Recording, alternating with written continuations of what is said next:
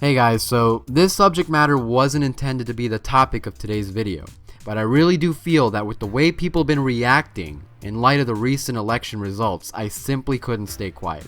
Like many of you, I was pretty shocked by the election outcome. And regardless of whom you supported, it'd be blind of you to say that our society isn't currently suffering a powerful schism due to that very outcome. Just hours after the conclusions were made, riots began to flare up across the states, and this merely serves as a warm-up to the effect Trump's decisions could cause. However, what most people lack understanding of is the limit on the president's power and their overestimation of it. And thus, I will be giving an in-depth look at what it truly means to be president, what powers come with being president, and how the checks and balances system can keep the president in line. Now, please understand that this video is simply going to briefly touch on these topics. I'm not planning on writing a 50-page PhD dissertation on this. If you wish to read more on these topics, every website I use to gather my information will be in the description down below. I encourage you to inform yourself because ignorance is deadly. Hopefully with this information, you can embark into this new world with more hope. Firstly, who even is the president and what does he do? Basically, he's both the head of state and head of government of the United States. He's also the commander-in-chief, in other words, the supreme command of the armed forces. The president has the power either to sign legislation into law or to veto bills enacted by Congress. Along with this power comes the power to issue executive orders, negotiate and sign treaties, and extend pardons and clemencies for federal crimes, except in cases of impeachment. From time to time, the president is required to give a State of the Union address, in which all pressing matters that affect the nation are addressed and basically serves as a status update of the nation to the American people. Now, this sounds pretty impressive, as if the President of the United States has the final word in everything, but that's simply not the case. Firstly, before any foreign treaties and appointments are finalized by the President, they must be approved by the Senate. Congress also has the right to override a veto so long as 2/3 of both houses approve. As seen with Watergate in the 70s and the Monica Lewinsky controversy in the 90s, the legislative branch also maintains the right to investigate the actions of the executive branch and impeach the president if necessary.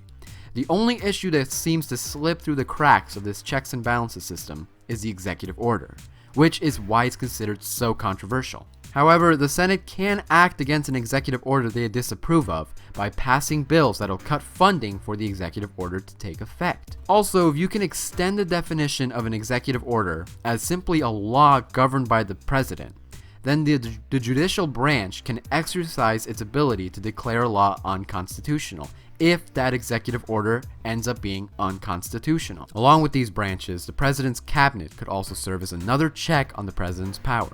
Even though the president picks the members of his cabinet, it's one thing having Congress tell you, no, that executive order is bad, don't do it.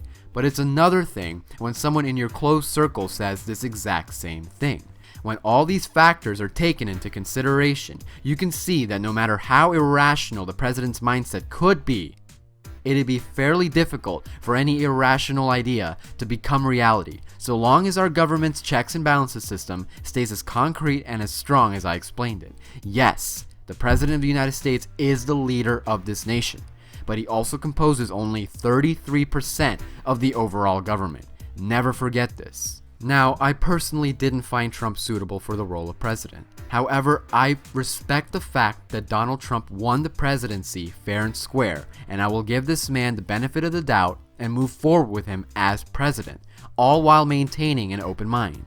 I will always love this beautiful country and every person who lives within it, but it would absolutely pain me to see it tear itself to shreds. For those of you who are devastated with the results, do not give in to the fear of the unknown, but instead maintain your strength and stay true to the ideals that help build this nation.